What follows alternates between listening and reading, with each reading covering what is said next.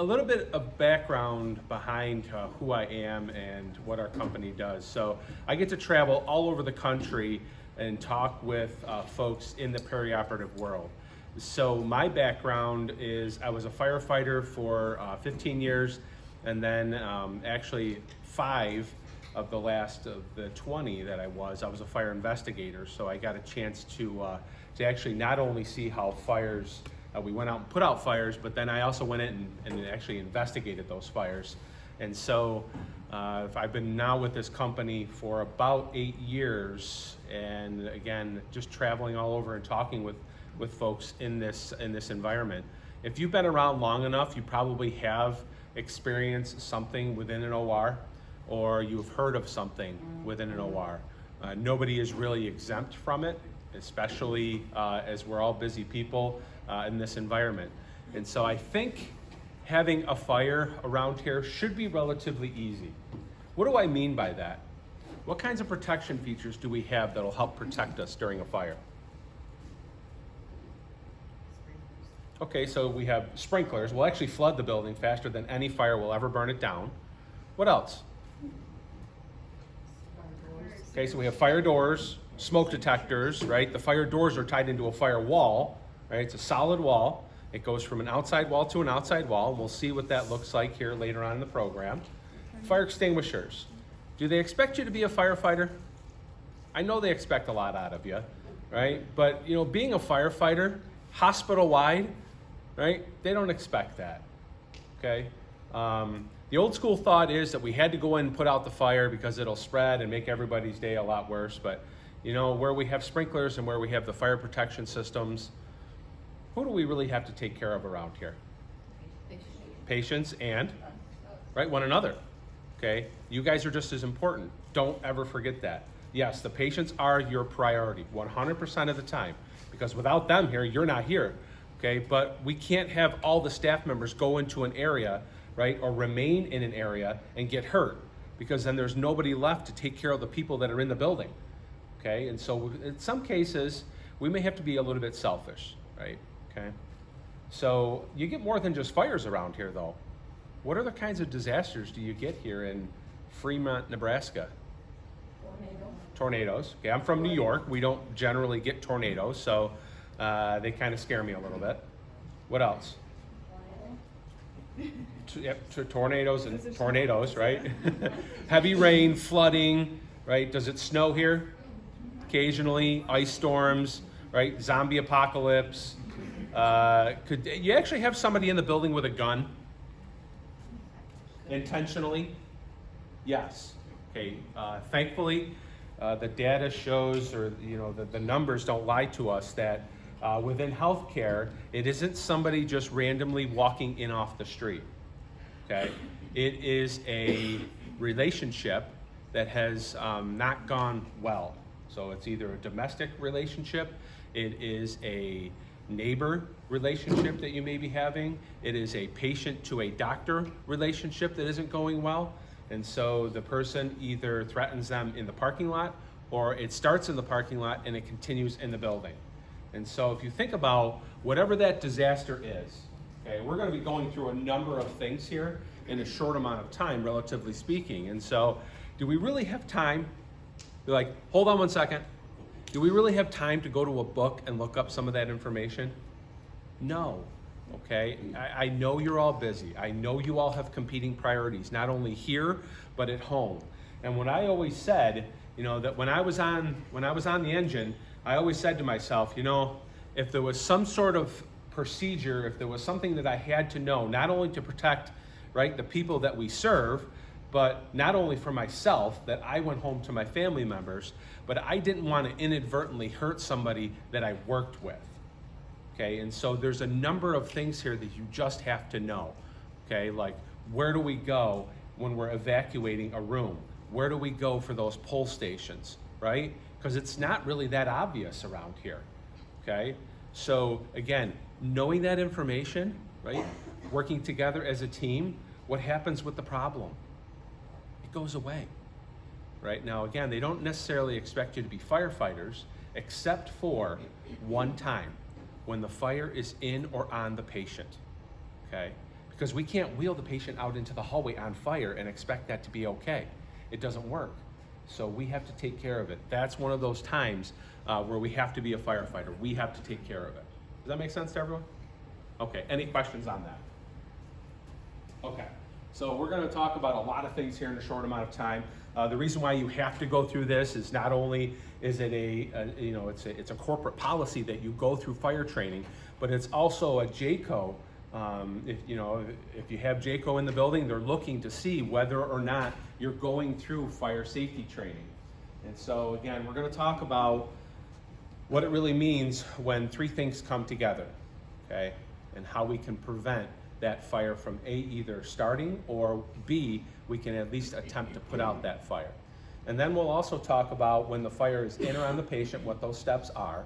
And then we'll also look at, all right, so maybe the fire is next door in a neighboring OR, or maybe it's somewhere else in the hospital, and we'll focus in on that. And if you have any questions, I can certainly ask that. Okay, it's a very informal process. All right, when I'm first starting this job, I was going through the data and saying, okay, why do fires occur, right? And they occur for a few different reasons, and in some cases we can prevent that from happening. And what really comes down to is there's a number of fires that had occurred like 10, 15, 20 years ago, like 600 fires. And it's like, holy cow, that's a staggering number. And so if you look at the numbers now, it has gone it's plummeted, it's gone way down, which is a good thing. That's good to see. Why is that? Training. Right? Education, knowing what to do and preventing the fire, knowing what to do, right, if there is a fire. Now, I think some of the numbers might be a little bit skewed because from what I gather and what I hear is that fires don't always get reported, right? Like something with a laser touches a drape, or a bovie touches a drape, or we've got some sort of mechanical issue. Technically, it is a fire, and we should be reporting those. But I also am realistic in knowing that those don't always get reported, okay? So what are we talking about? It's usually xiphoid process and up. Open delivery of oxygen, xiphoid process in that space is usually where the fire occurs, or it's a piece of equipment that fails within that environment. And then we have to actually deal with that, okay? Three things have to come together, and we're just gonna take just a little bit of time. I'm sure most of you have been through this training. If you haven't, just bear with us. We're just gonna sort of review what some of this means for you.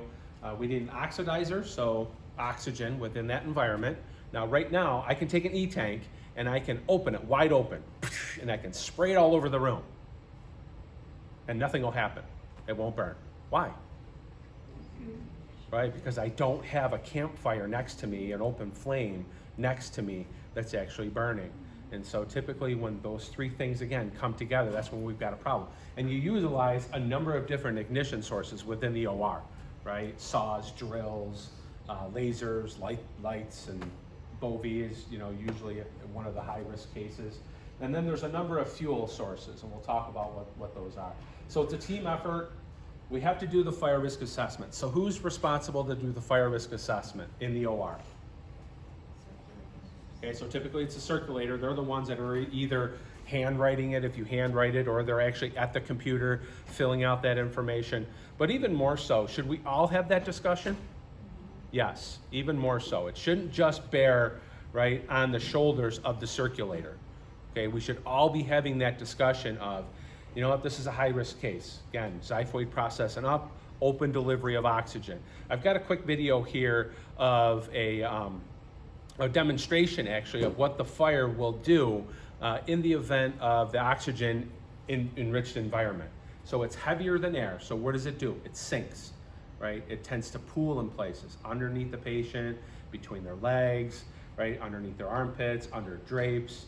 And so at that point, everybody has to have that discussion of, if it's a high-risk case, again, that open delivery of oxygen, what are some of the steps that we're doing to prevent that fire from occurring, okay? So here goes. We'll talk about a couple things afterwards. nasty stuff. We know how to prevent it. We know what causes it. Mark Bruley, who has been studying surgical fires for more than 40 years, says most of these fires are sparked when oxygen pumped to the patient meets an ignition source, like a laser, and some kind of fuel, like fabric. But he points to a problem, saying some patients don't even need this added oxygen, and those who do are often pumped with higher concentrations than necessary. So that higher concentration of necessary, that's for all of you to decide. That's not for me to decide. And it's based on the case, right? Does the patient actually need to have all this open delivery of oxygen? Well, maybe, maybe not, okay? And so if they don't, then it makes it a lot easier, and that risk, right, it goes way down. It goes way down. Here's what it looks like when they actually do light a fire. Bruley uses a material that acts like human skin over the surgical area. Oxygen flows to the mannequin through a non-flammable tube, and once the oxygen builds up, Are we ready? watch what happens when the medical tool hits the skin. Whoa. So oxygen off, please. And what we have is damage to the patient's skin. The fire also burned underneath and scorched other areas along the upper chest. Wow. And depending on the amount of oxygen, you can also wind up with burns to the cheek, the eyes, the chin, the nose. So again, relatively scary information there, but as simple as having that fire, right? What did he ask the person to do with the oxygen? He turned it off. What happened to the fire? It basically died, right? And then he took a blanket, put out whatever was left over, and then we can deal with that after that. Now, if they chose to ignore that issue, what's going to happen with the fire? It gets worse, right? It gets a lot worse for not only the patient, but for everyone in the room. And so again, there are some simple things that we'll talk about that we can do to prevent that fire from getting worse, okay? All right, so again, it is an oxidizer. It takes something that doesn't readily burn and it makes it burn at a much hotter and faster rate. And then at some point, you may have to decide, all right, should we switch or do we have to go with an ET tube versus that open delivery of oxygen? Again, that's for all of you to decide. And so we'll talk about, once we get upstairs, what the oxygen shutoffs are and what they mean for all of you out in the hallway. Initially, nobody's going to run out. We don't want anybody to run out in the hallway to start turning valves. It has to be right within that OR where that fire is. Okay. We'll talk about that once we get upstairs. Airway fires, typically it is something that is, again, high-risk case, xiphoid process, and output the ET tube. I haven't really seen a lot of those lately, but again, they do occur. So fuel sources, again, a number of different fuel sources within this environment. The ChloraPrep, DuraPrep that you use, what's the minimum dry time for that? Okay, so 3 minutes. If it's in hair, what's the minimum dry time? 1 hour. And it's like, holy moly, 1 hour. I don't think in the perioperative world you have like a 1 hour time limit to wait. It's like, okay, we need to get moving with this case. So typically as nurses, what do you do with the hair? You shave it off, right? You just take care of it. That way it prevents that fire from even starting. Good. We already talked about this. Again, it's talking about, flammability, and betadine is an option. So I'm told that mostly in the trauma cases that they'll switch over to betadine. If it's something that's scheduled, typically you can run through this process of shaving and doing all those steps. But usually it's the emergency cases where we may not have time to wait. So here's what it looks like, very unique. We're gonna see with the fire today that in this environment with your alcohol-based prep solutions, when the lights are on, it's very difficult to see. And we actually had a client, I'm not sure how exactly it started, but the patient was the one that informed all the staff members that it felt like she was on fire. And honestly, she was. It was underneath the drapes. And so then at that point, they had to deal with it. So this is actually the foam hand sanitizer. So again, we don't see it with the lights on, and then we turn the lights off, and it's rather unique, okay? And so A number of places are using this. Again, the DuraPrep, ChloroPrep stuff, again, it's no different.